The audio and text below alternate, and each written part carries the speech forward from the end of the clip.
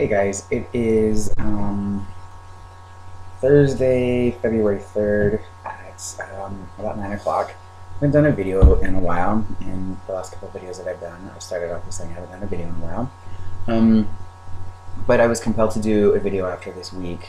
I started school again, taking 22 units, which is way too many units for anybody to take.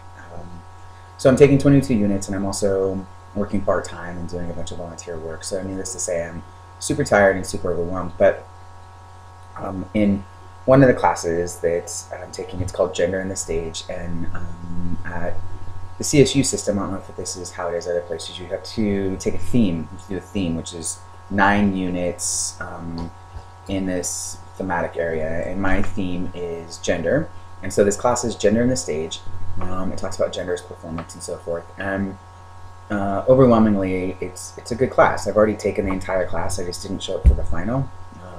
So I have to retake the class and actually show up for the final this time. But because I've already taken the class, I met the instructor already, and it was early on in my transition, so she knew that I was trans. So I'm sitting in class on Tuesday, and we had been given the assignment to read an article about, I think in like 2009, New York State proposed some legislation to make it a little bit easier for people to change their gender marker on their birth certificate.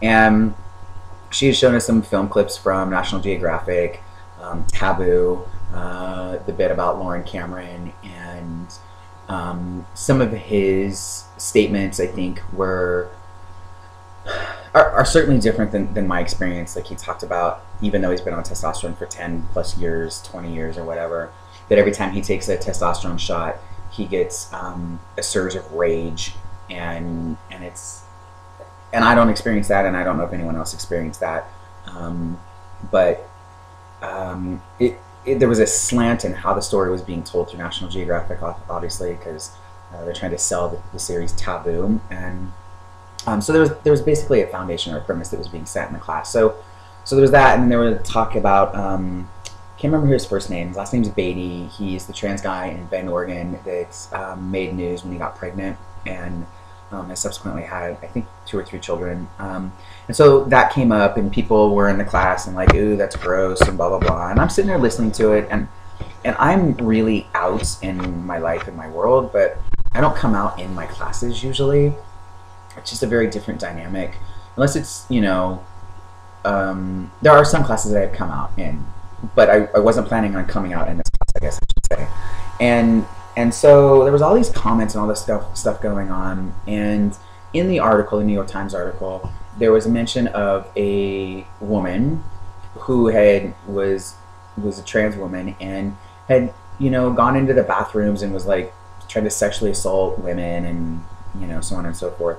Which, of course, in articles or movies or whatever, it's like always these really extreme fringe, not accurate representations of the community at large that are talked about and highlighted, and so it sets this framework for people that is the trans experience. So people are raising their hands, talking about what they thought about people should be able to change their gender marker, and people were like, no, I don't think so, or let them change their gender marker but put an asterisk on it so that we know, and just there was this, you know, kind of ongoing environment that was being created, and I'm sitting there and I'm listening and I'm taking it in and I'm taking it in, and I'm internalizing it, not in the way of that it's truths, but I'm internalizing it in the way that this is the way people think. Not everybody, but I'm surrounded by this really supportive group of people, and I'm privileged in the fact that I don't have to hear stuff like that all the time. Rarely do I have to hear stuff, so when I do have to hear stuff like that, it's really difficult for me. I was having a really hard time, and the professor kept looking at me, I think in hopes that I was going to say something, and I just didn't. But I could feel like the emotional barometer, like I was just getting more and more upset, and then finally, like the straw that, I don't like to say the straw that broke the camel's back because it's actually kind of violent. The thing that just kind of pushed me right over the edge was a guy behind me raises his hand and was like, I'm a bisexual man, and so, I mean, you know. And in my head I was like, what does that mean? You know, what am I supposed to know by that? But whatever. So he says, Well, I don't think that people should be able to change a gender marker, because just like that woman or just like that man in New York, people will be going into bathrooms and then like trying to sexually assault people and rape women, and we don't, we don't want those people, blah blah blah. That was it. That was it. I had it. So my hand flies up, and the instructor, the professor, immediately calls on me, and I was so, I could feel my heart pounding, and I don't remember everything I said, but the gist of what I said was, I am a transsexual man, so these people, those people that you're talking about, is me. And I said that if my social security, the gender on my social security card or attached to my social security number doesn't match my ID, that impacts my life in all these ways, such as being able to get a job or rent a house or go to school or get a driver's license, like do anything. Like we are, and I said, so giving people the ability to have matching documents is crucial. And then I kind of like went to this like emotional place of, I said it's really hard for me to sit in this classroom and listen to people talk about the other, like as we're we're learning about the other, except I am the other.